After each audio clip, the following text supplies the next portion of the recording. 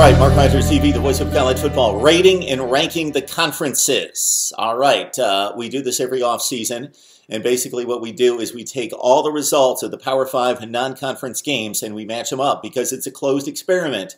It makes complete sense to say, well, the Big Ten played 20 games against the other 4 leagues. How did they do? But you also have to put the games into context.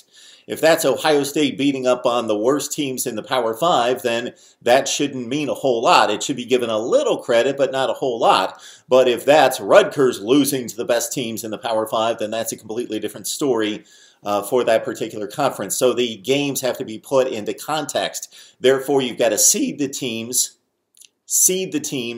and then you actually look at the results on the field, and then you give weight to the games and you put it into context. This year we're going to do a little addition in regards to also looking over the key games against the group of 5, because obviously some of the teams in the group of 5, a large portion of them are better than the teams in the Power 5.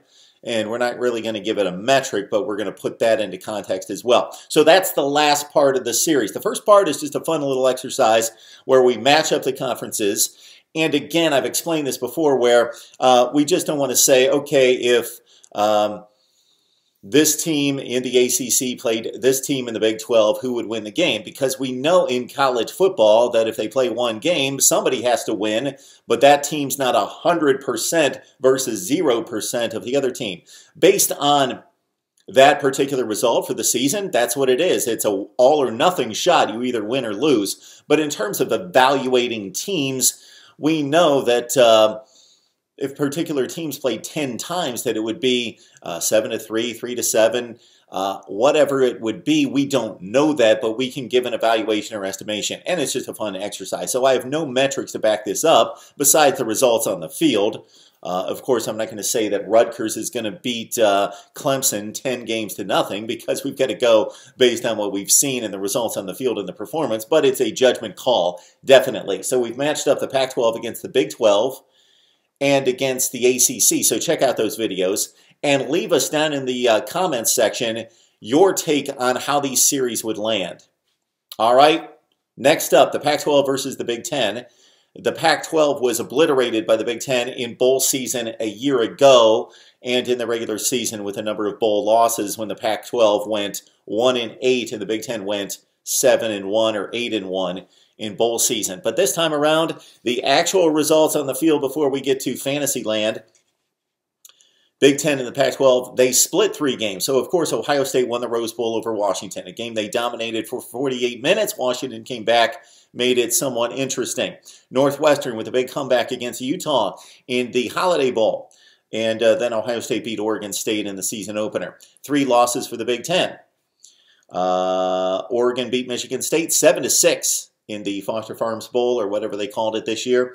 Arizona State beat Michigan State, upset early in the season by about a touchdown underdog, winning at home. And then Colorado beat Nebraska. We would so things come into play where, let's say, Colorado-Nebraska. Do I think that that would be a different game late in the season when Nebraska was playing much better football? Absolutely. But can I prove that? Of course not. What we can prove and what we do know is that Colorado beat Nebraska. So it went 3-3 during the regular season. These conferences don't play enough games against each other. They play too many games against the group of 5, and especially the FCS. All right, let's get to it. Pac-12 and Big Ten. Washington, Ohio State. That sounds familiar. I think they met at some point. Buckeyes would win this series 7-3. All right, we got Washington State, Michigan. I really toyed with that Michigan late season collapse, but was it really a collapse? Well, they got blown out by Ohio State, who might have been the 3rd best team in the country, certainly in the top 5 or 6, and that's one game. Also, the bowl game, they were missing their best players. So the Michigan team that we saw from game 1 through 11 or 12 certainly, I believe, is a much better team than Washington State, but Washington State would acquit itself well. They would win some games. There would be competitive games, no doubt. Michigan wins the series 7-3. Utah, Northwestern. I think we saw that game as well. Northwestern won it in San Diego by 11 points. This Northwestern team is never given enough credit, even when they have really good seasons as they did this year. They had some curious type efforts against the likes of Akron, but late in the season are really good against, just ask Ohio State, Notre Dame, Wisconsin, Iowa, on down the road. Purdue, everybody in the Big Ten Western Division, that was pretty decent. And ask Utah. Northwestern wins the series 6-4. So there again, they played one game. You could say Northwestern's better than Utah. They probably are, but they're probably pretty similar based on what we saw on the field and what we know from the rest of the season. You can't even say that about blowouts. If Wisconsin played Miami 10 times, well, Wisconsin won that game 35-3. Would they beat Miami 35-3 for 10 games? I don't believe so, because look at the rest of the season for both teams. Was that consistent with their performance against other teams? No. All right, Stanford, Penn State. I like Penn State's team overall against Stanford in this one. Penn State, yeah, they faltered in the bowl game. Trace McSorley was hobbled up. But so another addendum to this, and we talked about this in the other videos, everybody's healthy. Everybody's full go, 100%. Rosters are replenished for 2018. So Penn State beats Stanford 6-4. Oregon, Michigan State. Oh, we saw that one too. Ducks won it 7-6. Very ugly game. Ugly Ducks. They did win 7-6. Michigan State botched 2 field goals, missed one just flat out. Botched the snap on the other one. Certainly could have won the game, but they didn't. I just think that those teams are inseparable. Oregon's got the offense. Michigan State's got the defense. Think about Michigan State holding Oregon to a touchdown. 1 touchdown, and nobody else came anywhere close to that. So I know Michigan State gets the ugly points for the faltered offense, but think about this. This really should probably change my 10-game series. Michigan State was so banged up at the end of the season, missing all their best wide receivers. L.J. Scott was hobbled up. Brian Lewerke played the entire season when he was in there. Rocky Lombardi, of course, played a ton of time, and Lewerke was hobbled up with a bad shoulder. If Michigan State's at full strength, maybe it's more like 7-3, but we'll keep it at 5-5. All right, Arizona State, Purdue. Purdue's a better team, 6-4. Arizona State did play most of its competition in the Pac-12 within a touchdown. They did lose to Fresno State by 11 points in the bowl game, and Fresno State's a quality team, but keep into consideration that Fresno State lost to Minnesota, the 10 seed in the Big Ten, by a touchdown. Also keep in mind that we had to, of course, take 2 teams out of the Big Ten to make it 12 versus 12. So to be fair, we took the top 4 in the Big Ten, threw out a team. That was Wisconsin. Took the next 4, threw out a team that was Minnesota, playing well at the end of the season, and then took the final 4 in the Big Ten.